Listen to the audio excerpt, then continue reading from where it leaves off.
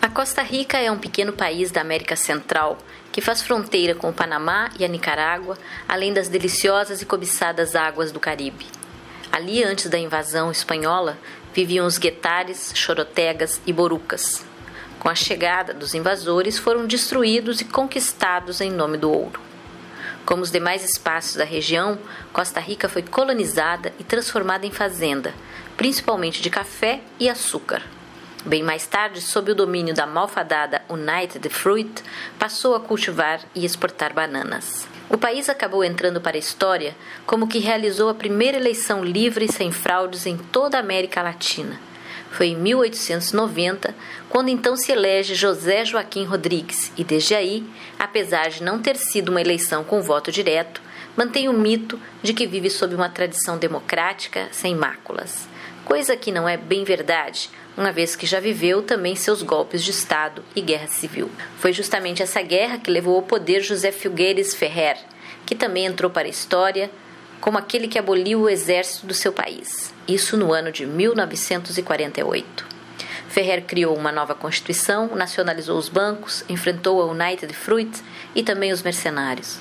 Com o passar do tempo, o país foi se enredando nas malhas dos financiamentos e chegou a gastar mais de 50% do orçamento no pagamento da dívida.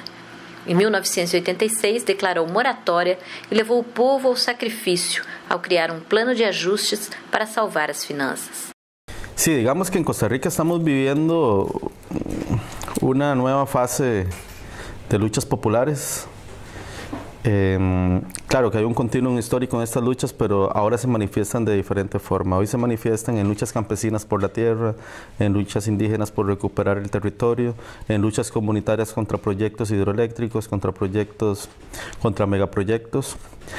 Y a pesar de que no existe todavía a nivel nacional espacios de coordinación de todas esas luchas, a lo largo de todo el país se manifiestan diferentes conflictos donde la gente viene manifestando su descontento, no solo por el rumbo de la economía, no solo por las contradicciones propias del sistema capitalista, sino además que están viendo cómo lo más preciado que tenemos, que probablemente son nuestra base de recursos naturales y nuestra cultura, se viene perdiendo cada vez más por la presencia inesperada, de alguna forma, hace 30 años, pero por la presencia de las empresas transnacionales, digamos, en estos años. El país ha experimentado procesos de apertura en la gestión de servicios públicos y eso ha hecho que muchísimas empresas muy poderosas lleguen a Costa Rica a hacerse suyo la riqueza que tantos años nos ha costado construir. Mas não é só dívida o que a Costa Rica tem. Há no seu território tamanha beleza natural que o faz cobiçado pelos especuladores imobiliários. São 212 quilômetros de litoral na costa caribenha e 1.016 quilômetros na costa pacífica, com uma diversidade excepcional. O país conta com mais de 1.000 espécies de orquídeas, abrigando ainda mais de 10.000 espécies de plantas. 25% do território encontra-se protegido. Só que nem tudo é beleza na Costa Rica. Ali também abundam as maquiladoras, empresas predadoras que causam mais mal do que bem. A Intel, por exemplo, está ali fabricando microprocessadores e é responsável por 20% das exportações e um tanto mais pela exploração da mão de obra. Também cresce a especulação imobiliária e a construção de grandes complexos turísticos destinados aos mais ricos. Agora, o governo iniciou um ambicioso projeto que em nada tem a ver com sua realidade mesma.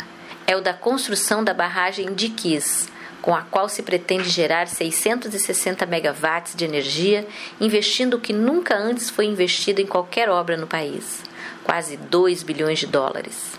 A obra vai inundar mais de 12 mil hectares, sendo que 6 mil é terra indígena, desalojando 5 das 8 etnias originarias que vivem no local. Sí, el proyecto hidroeléctrico de Iquiz, que se pretende instalar en el territorio indígena de Terraba, al sur del país, es un proyecto muy, muy viejo. Nosotros podemos rastrearlo en la historia hace unos 40 años, si se quiere. que este proyecto se quiere construir. ¿Por qué se quiere construir este proyecto? Bueno, por varias razones. En el pasado tenía que ver con la expansión del Estado y la expansión de los sistemas eléctricos nacionales, y se decía que era importante construirlo para generar la electricidad para el país. Y sin embargo, este proyecto nunca se pudo concretar durante todos estos 40 años. No se pudo concretar por varias razones. En una primera instancia no se concretó porque no hubo la voluntad, digamos, política necesaria para que se hiciera. Luego es un proyecto que ha sido muy rechazado por las comunidades indígenas porque se pretende instalar en territorios indígenas. Y más actualmente, en la última fase, digamos, del proyecto, donde estamos hablando de unos 10, 12 años para acá, que se trata de construir, ya tiene otra lógica. ¿En qué sentido lo digo? En el pasado se trataba de generar electricidad para el país, hoy se trata de generar electricidad para exportar. El proyecto hidroeléctrico El Diquís, que sería el más grande de Centroamérica, es parte de una serie de megaproyectos que se inscriben en lo que antes se conocía como el Plan Puebla-Panamá, que hoy conocemos como Iniciativa Mesoamérica, que básicamente es un plan de extracción de los recursos y de construcción de infraestructuras para el libre tránsito de mercancías a lo largo de todo Centroamérica, y se conecta literalmente en términos eléctricos con lo que se conoce como el CIEPAC. El CIEPAC es el Sistema de Interconexión Eléctrica para Centroamérica. Es un proyecto que nace a finales de la década de los 90, impulsado por los estados centroamericanos en el marco de lo que ellos llamaron la apertura del mercado eléctrico regional. Sin embargo, desde el inicio de este proyecto participa como un socio o una socia, digamos, o una empresa socia en términos igualitarios, la empresa transnacional española Endesa.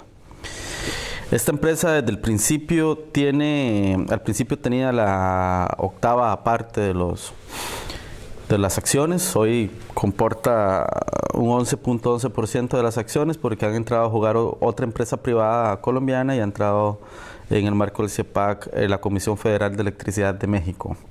Básicamente, como te decía, esto es una línea de interconexión de alta tensión que va desde Panamá hasta México. Es una línea de 1.800 kilómetros de largo. Se van articulando a esta línea de alta tensión diferentes proyectos hidroeléctricos en manos privadas, lo que a nosotros nos trae grandes consecuencias en las comunidades, no solo sobre la base de los recursos naturales, sino también que las torres se instalan sobre comunidades habitadas y con los consecuentes impactos que generan las torres de alta tensión.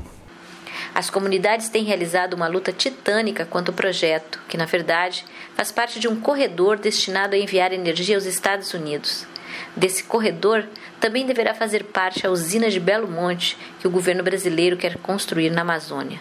Ou seja, mexe-se com a vida de milhares de pessoas, destrói-se suas culturas, suas terras, e tudo isso para que os estadunidenses possam consumir a energia gerada pelas represas e pela vida das gentes. Eso es parte como de esas falsas imágenes, ¿no?, que se difunden del país. Efectivamente, los políticos han sido exitosos, eficaces en mercadear una imagen de Costa Rica como un lugar pacífico, como un lugar muy democrático, un lugar donde no hay problemas estructurales como la pobreza, la exclusión, la marginación, y parte de ese mito que se ha extendido en el mundo, digámosle así, también es el mito que somos una sociedad pues muy blanca, por decirlo de esa forma. Los pueblos indígenas han estado históricamente excluidos del país.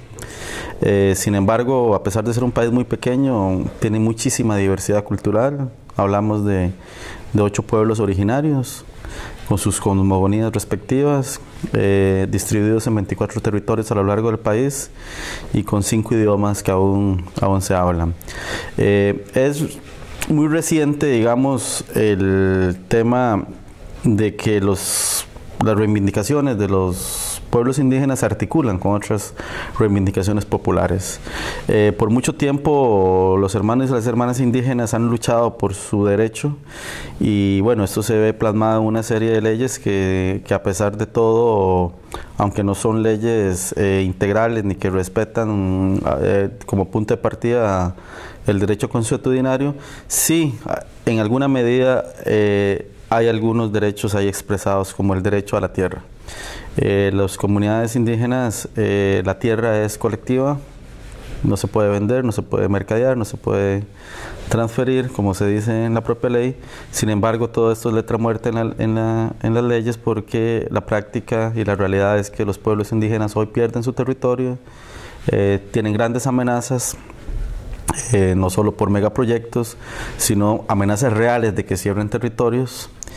Entonces, bueno, todo este conjunto de luchas históricas por la defensa de sus recursos naturales, por la defensa de su identidad, por la defensa al derecho de una educación dentro de sus normas culturales, ha hecho que hoy en día los pueblos indígenas tengan muchísima presencia en la discusión nacional y muchísima presencia en la discusión política. Como yo te decía, hay, por supuesto, en los pueblos indígenas, como en todas las comunidades, una gran injerencia del Estado a través de instituciones estatales que lo que se han dedicado es a dividir y alienar a los pueblos. Sin embargo, hay todo un sector de gente joven, de gente adulta también, de hombres, mujeres, que ya tienen muchos años de estar luchando por sus derechos y hoy pueden expresar con mucho más ahínco, con mucho más claridad, la necesidad del respeto a sus derechos fundamentales.